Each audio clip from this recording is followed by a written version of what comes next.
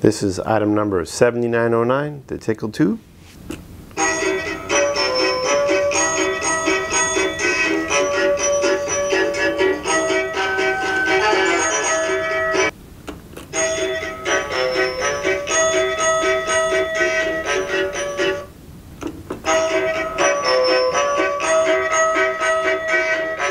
Runs on 4C batteries. Activates when you put your hand through the beads. It will play music. There's lights, vibration, which is also adjustable. We also have some locator lights here on the front. For somebody maybe with low vision, they can use these lights to help them navigate to the tube. Over here on the back, you have your controls. You have your on-off volume control here. You have your toggle switch to turn those front locator lights on or off.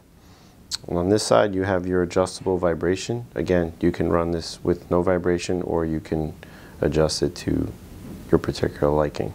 On the bottom, you have your battery compartments. There's 2C batteries in each one of these compartments.